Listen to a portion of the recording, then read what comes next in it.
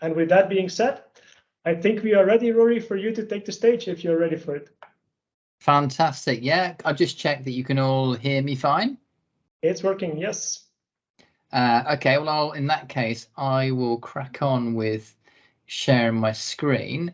So first of all, I'm going to do a little intro about myself, and then pretty quickly we're going to get into the content. This is it's an unusual presentation in that there is literally zero PowerPoint. You will not see any PowerPoint whatsoever. So I'm a little bit anti-PowerPoint, if I'm honest. I think there are other ways of delivering content, and as you'll see, this should be an interesting take on my attempt to deal with what is possibly quite a lot of content. So without further ado, I will share my screen. So share that, and we'll go to this screen here. Can you see my screen okay? Yes, it's visible, yes.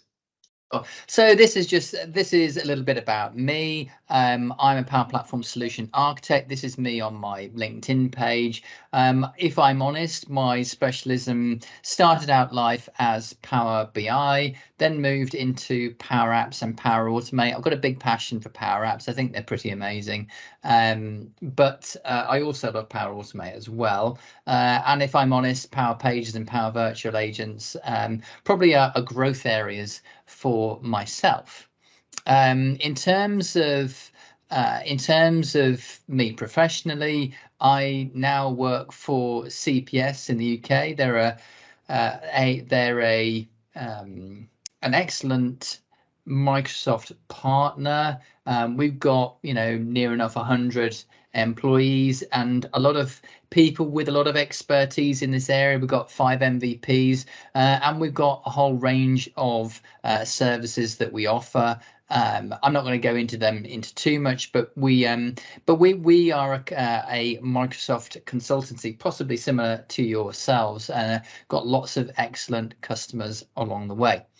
I'm not going to throw up my YouTube channel. You could get there. So I'm on Microsoft MVP. That's probably on the back of all the work that I've done with Power Apps, and I've got over 200 videos on my YouTube channel, and some watched more than others. And I've also got a website, Power Platform Learn, powerplatformlearn.com. Well, we'll leave that for the moment. And actually, most of my work these days is in my learning platform, powerplatformlearn.academy. Now, what is interesting about this presentation is that what I've actually done is I've written a course, and actually, instead of going through a PowerPoint, I'm going to go through the course, but at reasonably high speed. And I think that it will be an interesting way of delivering content. And obviously, you guys can let me know whether or not that it resonates with you. Now, although the course has got a price, in actual fact, it's really just an invitation to treat. There's a coupon code of Rory Neary, and actually that will take you to get that for free. So I'll just type that in the chat. So you just head there, and obviously you can actually sign up for it now and just go through the presentation with me, or you can go through at your own leisure. So that is enough about me. You can see there's lots of courses here. This one is the main course. It's got over 300 Power Apps, Canvas Apps lessons, whereas the thing that we're going to cover today is the tips and tricks one, which I thought was a little bit different. Was a little bit different to the kind of comprehensive course. So we're going to dive straight into that, tips, tricks for Power Automate. Let me just jump onto there. So there's like about 35 lessons, but they're really, really small, a lot of them. So it's designed to be consumed either as part of a presentation or for people at a later date as a proper course. And so what you'll find is that some of the things that are quite small. So as I say, if you want to sign up for it, by all means do, and it's completely free for you to sign up. Just to use the link in the chat there, Rory Neary being the coupon code. So all I'm going to do now is I'm just going to scroll through the course, and so there's a QR code for the course. It's just use the discount code shown there. I will put this up later on, so you can just sign in with your phone or whatever you might want to do. And there's another one with the platform URL as well for you to jump into it. But now we start to move into the course proper. And I'm kind of moving into this idea of accelerated learning. I'm deeply interested in the idea of how we learn and so on. And so here are a series of ideas I have around how you might approach your learning with the Power Platform, because ultimately, if you can't learn, it doesn't really matter what I tell you, then you're going to always struggle.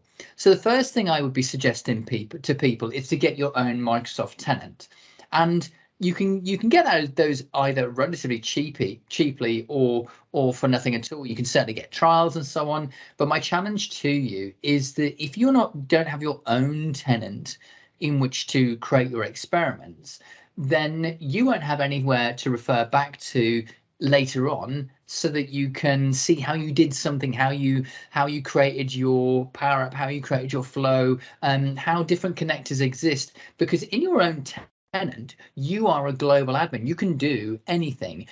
You can use Active Directory users, etc., etc. So you've got that full power of the Microsoft platform.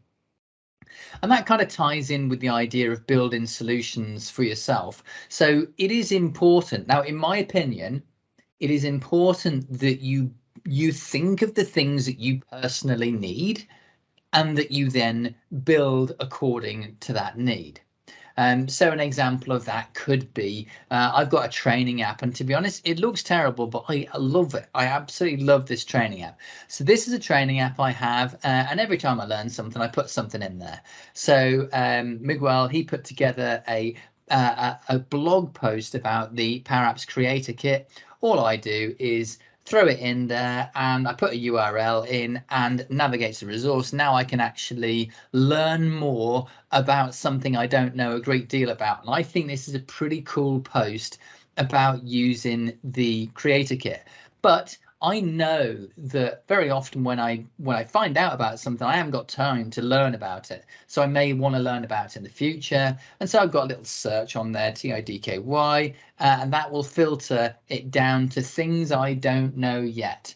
And so there are some things that I don't know how to do yet. And so these are all those things that I don't know how to do yet. So lots and lots of very interesting one. In fact, this one is one I'm really keen on doing. But my point is, in the context of what we're doing, I built a solution for myself because I needed it. I've then created a solution that allows me to record my learning experience. So I'm saying, look, I made an app. And I did a little sort of survey about this earlier on. Most people are using OneNote at the moment, but you may have your own way of doing things. I think for me, having the app in my own personal tenant is a superior way of holding on to my knowledge, because I can do anything with this now. It's in Dataverse. I can tweet it out. I can do all sorts of things. The next thing is to join the community, and then clearly we're all on a community call right now. There are community events everywhere. A good starting point for any of these Power Platform communities is to go to there's a communities page, and you can go there via the course. You can just head here, and you can sort of sign up to certain user groups. Just find one that's local to yourself, and you'll find out lots of events, and eventually you get sucked into the group, and you'll start to know people. You'll tweet things out, you'll put things on LinkedIn, etc., etc.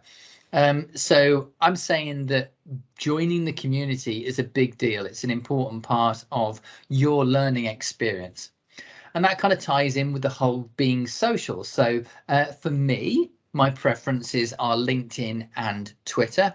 Now, these are my details on those platforms. By all means, follow me, drop notes, whatever it is you want to do. But my details are there. But I personally think these are two very good platforms. LinkedIn, because it's quite high quality content that gets put on there, and Twitter because it's always up to date. It's if you're going to find something really new, it'll be on Twitter first. The next one is on following the best blogs and the very best blogs and so on.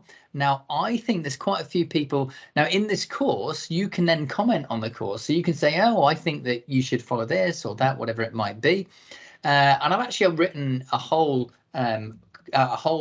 course which is just about the Power Apps Power Platform Hall of Fame. And these are the very best posts that I've seen people create in relation to the Power Platform. It's a free sign up. I may put in a price for it and then just give a discount. It seems to resonate with people quite well, but there's some really great content in there by the best people in the industry. So there's that course there. Yeah, and that's the point, is that go on a structured course, and I would be strongly advising, if you want to get into Power Apps, then do my course on Power Apps, because it's got 300 lessons in. It covers Dataverse, it covers it has a little bit about model driven apps, it's got all sorts of things, but fundamentally I believe that you should follow a structured course in order to kind of make sure you don't have any gaps in your knowledge. And the next one is around teaching others. It's clearly an element of what I'm doing at the moment is teaching others. So, and I like this Einstein quote: if you can't explain it simply, you don't understand it well enough. There are lots of ones like that. If you can't explain it to a 6-year-old, then you don't understand it. Those sorts of things. And it's also part of this learning pyramid of how we learn. We learn by listening to people telling us about things. We learn about reading. We learn audio, visual. We can see demonstrations we might discuss. And there's this practicing doing thing. This is demonstration. And that final part of the process is this teaching others. So do not underestimate the power of and the impact of you teaching other people on your ability to actually know your craft. So the next bit is just another little course thing to remind people about things. And then I've got this mysterious untitled lesson. I don't think there's actually anything in there. And that takes us to the end of accelerated learning. And we move into the section on Power Apps. There is actually a quiz at the end of this section. And it's quite cool. I think it's quite cool. So I think it's this idea of reinforcing your learning. If you could imagine a PowerPoint presentation, you'd read it, you wouldn't get any context for it. But actually, there's a quiz at the end of this. It's very straightforward. And at the moment, there is actually a $50 prize if you there's a prize draw that takes place at the end of the month. So I'm now going to talk to you for a few minutes about some really key principles, elements of Power Apps that sometimes get overlooked. There are not that many of them, but I think these ones are really important ones that it's easy to miss. And the first one is this thing called Gestalt Principles. Now, anyone in the room, does anyone know about what Gestalt Principles are? Has anyone heard of them? Any little hands up or anything like that? Not a single hand up. And yet, we all use Gestalt Principles when we look at things. Gestalt Principles is a branch of psychology. It started in around the 1910. It was actually started in Germany, and it was about how we perceive objects. And it applies really, really well to when we build apps. So look at this screen. This is the Microsoft website. So what I'm saying to you here is this site, they will have applied Gestalt Principles to it. You don't know what they are yet, but I'm going to tell you what they are. So I'm just going to scroll through this thing. So there are some. So the idea is that that we have things like similarity, proximity, whether or not they get borders around them, if there is a focal point, etc., etc. These are things that help us to understand what is on the screen. So the point here is on the left-hand side, you'll notice on all of the major websites like Twitter and Facebook, top left, you've got your logo. It might be really small, but it's top left because that's where the eye goes for most people. The next element you can see is 6 or 7 areas here, and they all relate to each other. Now, earlier on, we knew that, and I put a border on it to make it clear. But now that I put a border on it, you can start to see what is going on. You can see that there's a region here. Look at this grey region here. So they made it, they helped us to understand what was going on here. But I think what's really interesting is when you look further on down at this area here. So what we have are 2 icons which are different to each other, which are separate. But these icons are all close enough together for us to understand they actually relate to each other. So they've adopted this idea of proximity. They've also got ideas around the common shapes that they have as well. So that actually we think that the dots might somehow relate to each other. Of course they do, because they help us navigate. And then you can start to see things like the logos that we have here. They're all roughly the same size. So this is Gestalt Principles at work. And when we build our apps, we should be thinking about these sorts of things, because apps don't come with instruction books. But these principles are a big point of this. I'm going to stop on Gestalt Principles. We've got loads more things to tell you. Excuse me. But Gestalt Principles are a key part of how anybody actually develops apps. You can see it on my screen now. You can see all the different areas, how they are, highlighted. You can see the ticks there. You can see these things relating to each other. So the next thing is I'm going to talk about padding, because padding relates to Gestalt Principles. Now, padding is a very simple thing within your Power Apps. You can use it to effectively delineate areas. So you might make it so that things just become a little bit smaller, and then you've effectively got a border around something. Or you can use it with icons as well, so that in particular, when you've got a mobile phone, you might want to make the icon small, but you might want to make it so that when somebody clicks on it, there's a big hitbox, and padding allows you to do that. The next thing is actually not related to that, and it's about naming conventions. Now, naming conventions are exceedingly important when we start to think about application management lifecycle, when we're working as Fusion teams, and the way in which we name the labels in our apps is really, really important. For example, and roughly speaking, it goes along the lines of if you've got a text box, it's TXT. Oh, sorry, if you've got a text box, it's believe it or not, it's LBL, my text box, and you might have a global variable, and so it might be GBL and then the variable, because that means that later on when we start searching for things, it becomes a lot easier for us to do so, because you've named things, you've taken the time to name things in a good way, and Power Apps won't actually point you in the direction of naming things at all. It'll just fire up the names the default names, and they are not necessarily that helpful. And actually, there's a link here to the Microsoft documentation in this area, and there's a white paper, and you just download the white paper. It's a very good document, and I would thoroughly recommend that you do that. So naming conventions are really important within your apps, and in the next lesson, we're just jumping around here. I'm going to talk to you about the self property within Power Apps. It's a very simple property.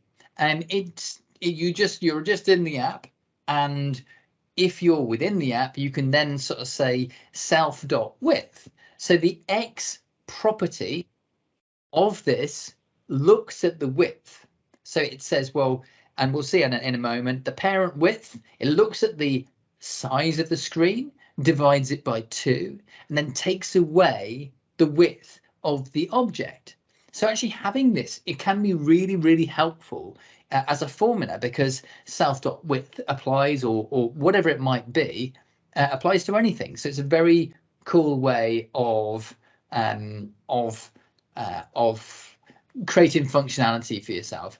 And one of the reasons we know it's cool is because it's one of the more recent additions to the platform, and it's one of those things that people ask for an awful long time.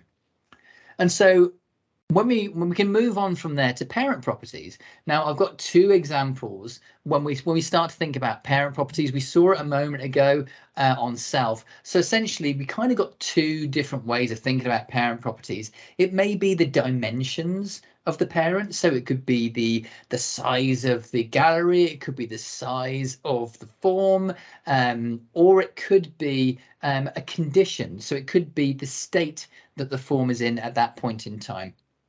Just going to time check. What time have I got until, guys? Till 7:30, Rory. Cool, we're good. So yeah, parent properties, really important. Actually, I would argue that if you don't know parent properties, then you would struggle with Power Apps. And actually, it's easy not to know them. So, you know, there are some really important ways in which you can use it. Now, the patch function is a very important function within Power Apps, and the reason why it's so far up here is because when you want to apply Gestalt principles and you want to move objects around, if you did it with a normal form, you can actually see it on this form here, this training form. If I hit the plus button, this is just a boring form, and actually it's impossible. You couldn't put notes, you know, to the left and you know 45-degree angle to wherever the summary was, because it's a form. It doesn't work like that. And so, but the patch function allows you to essentially, in a single button, it allows you to send data to a data source. So and so the sort of structure that you'd look at would be, if you were trying to send some data to the contacts, and this would be a new record, you'd say something like patch to contacts, defaults contacts, that's what you do, and then you say field 1, field 2, field 3, field 4, and these are the values that need to go in. Now there are more complex ways of looking at this, but this is roughly speaking how you do it. Similarly, you can use patch to update the values of certain records. Now if you were using Dataverse, you wouldn't use surname equals Neary, because it's just going to find the first one, but you know, as well as being able to send new data in, you can also update data that was previously there. That takes us to the end of patch. Now these structures are unusual. These are kind of JSON type structures, and we'll come on to that later on. So display mode is really, really important. And it's really easy to not know that it exists. But say, for example, you've got a patch button, and say, for example, someone didn't include data for a very specific field, then you could put a condition on the button to say, well, actually, if this box hasn't been completed, then you can be in display mode.disabled. And if it has been completed, you could be in display mode.edit, which means that you can interact with it. And that ability to interact with things is really quite key. So it's the sort of thing. I mean, I was kind of a couple of months into learning about Power Apps, and I didn't really know that display mode exists, but it really applies. It applies. You can use it on buttons. You can use it on forms. It's quite a useful technique. So now I'm moving on to variables. So this is we're going all over the place here. Variables. So we've got two types of variables. I'm not going to go into detail here because the purpose of this is to be a very high level view. But you've got two flavors: global variables or context variables. They are written in slightly different ways. When I get the chance, I'll update the course to make it a little bit clearer. With a global variable, it holds whatever value it has across the entire app. With a context variable, it can have a value on different screens. So it could be the visibility of something, whatever it might be. It could be like a loading screen, whatever it might be. So and so it can be very useful. It can thin down your app a bit to use context variables as opposed to using global variables across there. And they can contain so many things. They can contain collections of data, as well as they could be color, they could be screen values, whatever it is. You can hold all sorts of things in a variable within an app. Which moves me on to onStart. Now, onStart is an unusual part of an app because it's clearly what happens on the start. Now, Microsoft are moving us away from the idea of onStart, and I've actually got a post here that Greg Linshorst has put together, and he's talking about how things are going to change with onStart. One of the first things they've done is they've created a property called app.start screen so that it moves on to the correct screen. And the reason for all this is because we want to move stuff out of onStart because it takes time.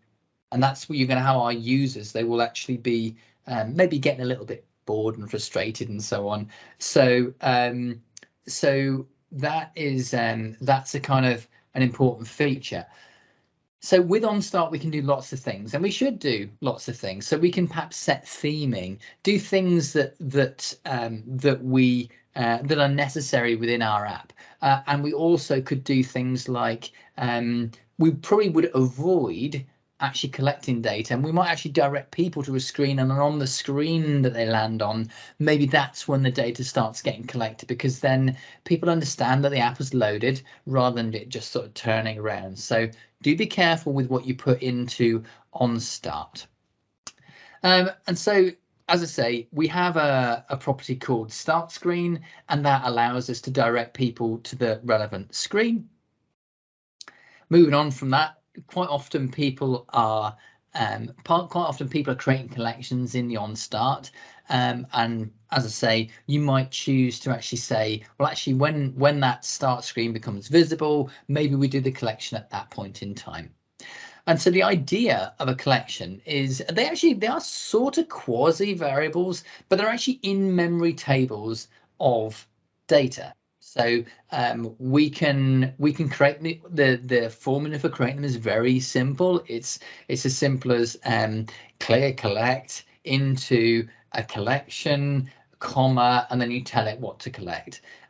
But you can refer to them throughout your app, and so you can use them for things like drop downs and tables, whatever it might be. You might be collecting small amounts of data, so you might be using the collect function to add things in. And then finally there's clear collect, which allows you to actually clear out that. And bear in mind, the thing that's cool about that is you're interacting with the data, but you're not actually sending any data to the data source at that point in time. So it's quite a nice thing to be able to do.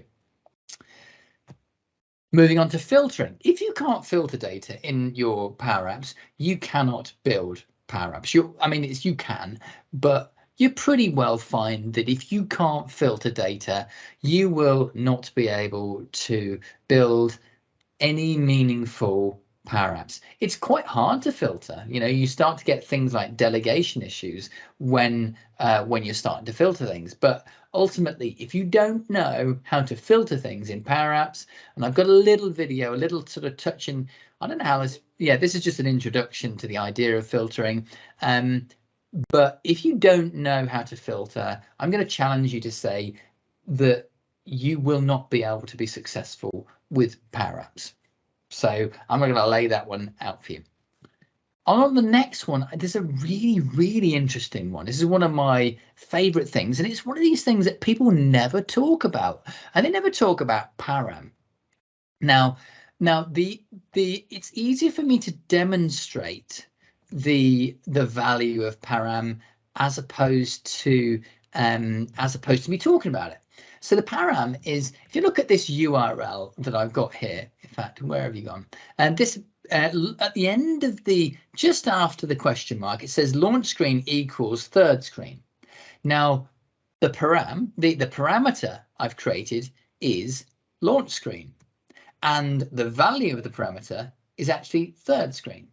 So the way in which I'm using it within my app is I switch. I've got my start screen, so switch param launch screen. If it's the first screen, go to screen 1. It's the second screen, go to screen 2. Third screen, go to screen 3. So let's have a look at param in action. Not very exciting. Screen 3, interesting. But actually, I can change this and I can make this first screen. I don't know if it's case sensitive. First screen. Now, you see with this, the thing that's cool about this parameter could be anything.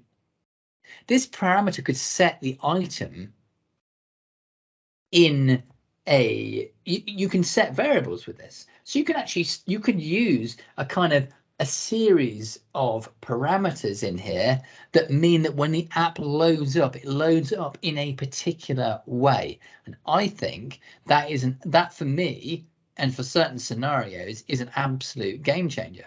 So there we are, back there.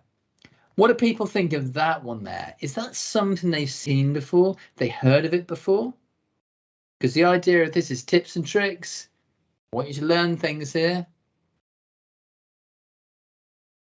Okay. I assume that you all know about param already then. And then I've got a little quiz at the end of all this because it's kind of fun to have a quiz. Everyone likes to do that. And you can just answer the questions and so on to test your knowledge that you understood that area. So it's this idea of reinforcing knowledge. It's part of this idea of how we learn and so on. So you know you've got a quiz coming up. There's actually a prize for it. So it's going to be fun doing the draw for that in due course. Any questions on Power Apps at this point in time?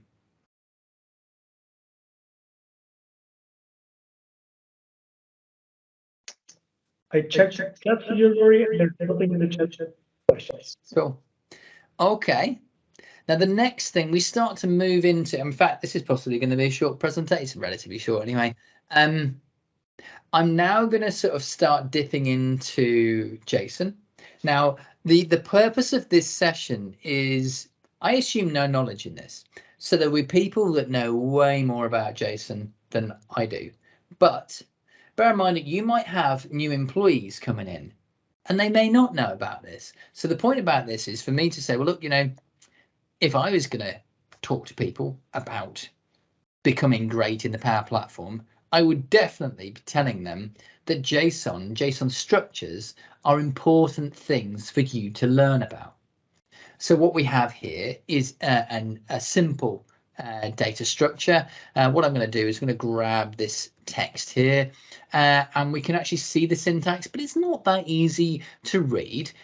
So we know that JSON stands for JavaScript Object Notation, and it's a text-based data format used to store and transfer data. And then the next lesson is about how we format read JSON. So let's just take a little look at that.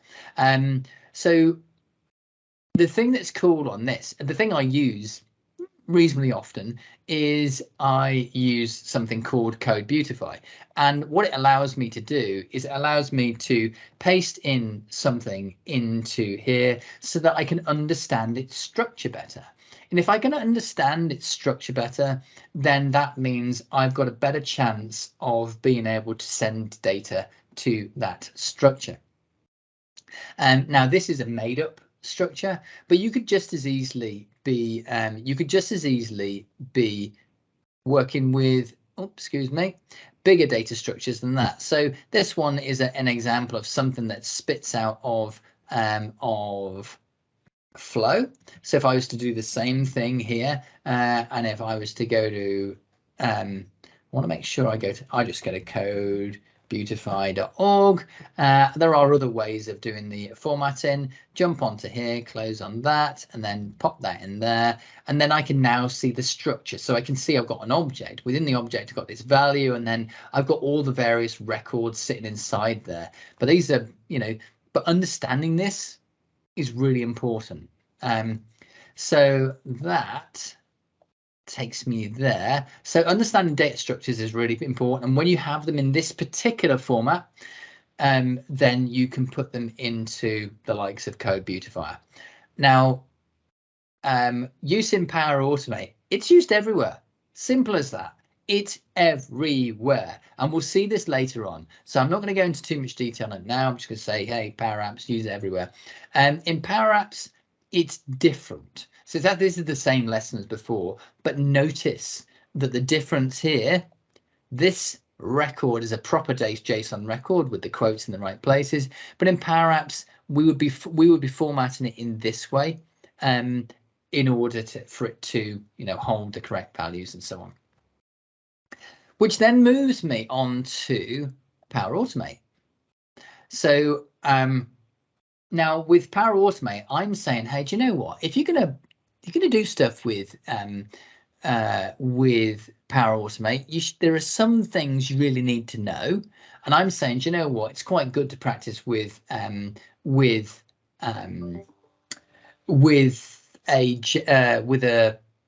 SharePoint list. They're great ways of doing it. You don't need to, it still proves the same point.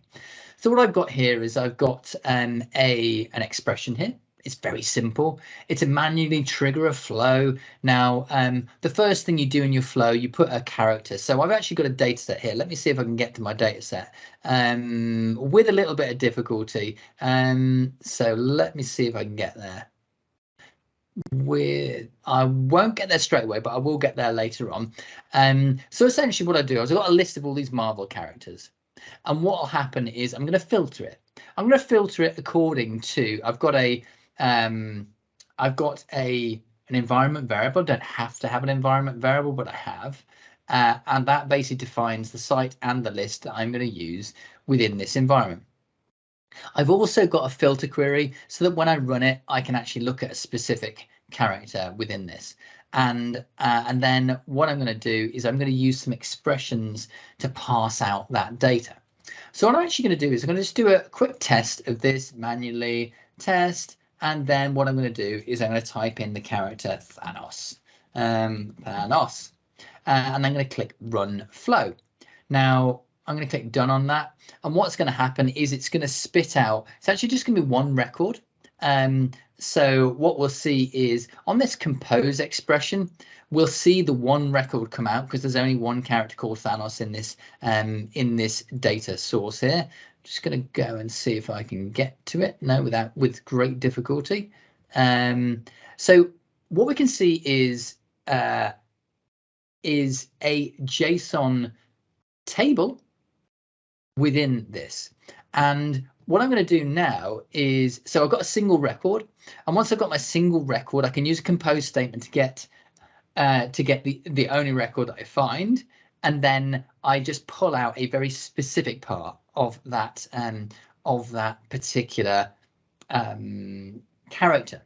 Now, what I'm going to do is I'm going to make some changes to this flow to kind of prove the point here. So I know I'm going to use this learn site, and I'm going to show you if I just go to there and copy that, and then go to here, and then go to my learn site, I should be able to go to the Marvel data source.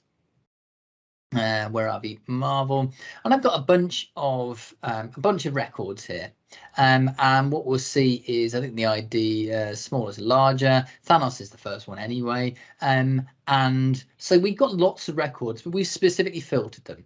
But what I'm actually going to do is I'm going to take off that filter and then kind of prove a few things along the way. So let's get ourselves back to that flow. Not you. And not even you, and possibly you. And I'm just going to do this. I'm going to do Marvel and pop that in there. And what I'm going to do is I'm now going to take away this filter. I'm going to test it. I'm going to save and test it. But this time round, I'm going to put the data. I'm looking at time actually here. But this for me, what comes up now is quite an important. It doesn't matter what I put in here, Thanos, because I've taken out the filter condition. So I'm going to run the flow, and it's going to come up with some data. So I'm going to get lots of data. If I go to code beautify, I can chuck it in there, and then what we'll see, we've got 24 records there. Now what we'll see in this next step is that is if I go to edit this flow now, the next bit of it becomes quite important. So what I want to show you is that these two statements are the same. We can see that already.